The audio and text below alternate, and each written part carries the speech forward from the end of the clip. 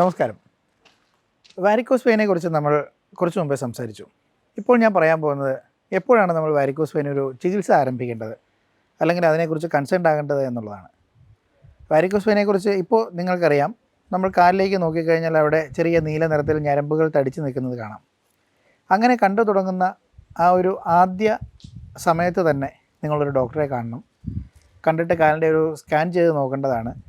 നോക്കിയിട്ട് ചെയ്യേണ്ടത് എന്ന് പറയുന്നത്, ഇപ്പോൾ ഡോക്ടറുടെ നിർദ്ദേശപ്രകാരം നമുക്കറിയാം, കാലയിലുള്ള ആ സൂപ്പർഫിഷ്യലായിട്ടുള്ള ഞരമ്പുകൾ തടിച്ച് കിടക്കുന്നതാണ് വാരിക്കോസ് വെയിൻ.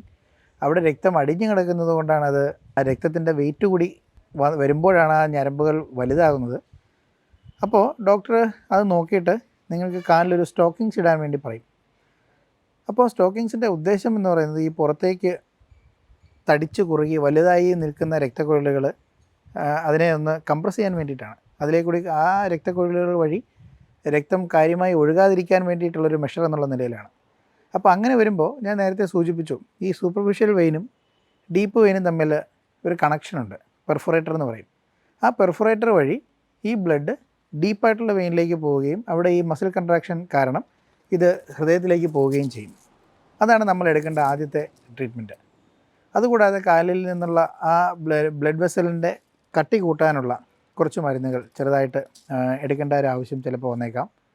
പിന്നെ നമ്മളുടെ കാലിലുള്ള രക്തക്കുഴലുകളുടെ രീതിയും തരവും എവിടെയൊക്കെയാണ് ഈ പ്രശ്നങ്ങളുള്ളത് എന്നുള്ളത് നോക്കിയിട്ട് നമുക്ക് സർജറിയോ അല്ലെങ്കിൽ ലേസറോ അല്ലെങ്കിൽ റേഡിയോ ഫ്രീക്വൻസി അബലേഷൻ പോലെയുള്ള സംഭവങ്ങളോ നമുക്ക് നിർദ്ദേശിക്കാം. അങ്ങനെയുള്ള ട്രീറ്റ്മെൻറ്റുകളും ഇപ്പോൾ സാധ്യമാണ്. പിന്നെ ചിലർ പറയുന്ന പോലെ രക്തം വലിച്ചു കളയുക എന്നുള്ള ചികിത്സാ രീതിയിൽ നിന്നൊക്കെ പലരും പറഞ്ഞ് കേട്ടിട്ടുണ്ട്. അത് ശരിക്കും പറഞ്ഞാൽ നമ്മൾ ഈ കിണറ്റിലെ വെള്ളം കേടാകുമ്പോൾ അത് കോരി കളയുന്നത് പോലെയേ ഉള്ളൂ. കോരി കളഞ്ഞ് കിണർ വൃത്തിയാക്കാറില്ലേ, അതുപോലെ മാത്രമേ അതിൻ്റെ പ്രയോജനം ലഭിക്കാറുള്ളൂ.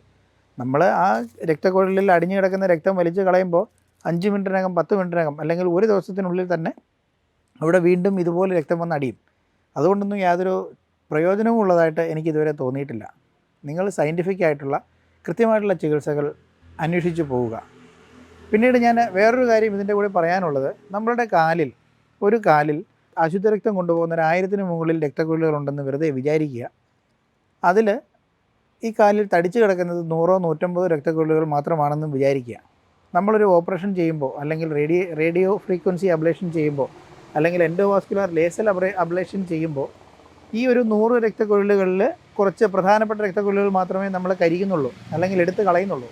അത് കഴിഞ്ഞ് കുറച്ച് നാളും കഴിയുമ്പോൾ നമ്മൾ കൃത്യമായി ശ്രദ്ധിച്ചില്ല എന്നുണ്ടെങ്കിൽ ബാക്കിയുള്ള 1000 രക്തക്കുഴലുകൾ ഒരു 100-150 രക്തക്കുഴലുകൾ കൂടി തടിച്ചു വരും.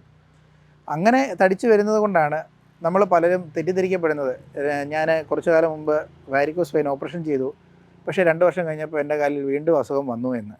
അതിൻ്റെ കാരണം ഇതാണ്, നമ്മളുടെ കാലിൽ ധാരാളം രക്തക്കുഴലുകളുണ്ട്. അതിനകത്ത് തടിച്ചു നിൽക്കുന്ന രക്തക്കുഴലുകളെ മാത്രമേ നമ്മൾ ചികിത്സ ആദ്യം ചെയ്യുന്നുള്ളൂ. കുറച്ചു കാലം കഴിയുമ്പോൾ ബാക്കിയുള്ള രക്തക്കുഴലുകളിൽ കുറച്ചുകൂടി തടിച്ചു വരാൻ സാധ്യതയുണ്ട്. അവയാണ് പിന്നീട് വാരിക്കോസ് വെയിനായിട്ട് കാണുന്നത്.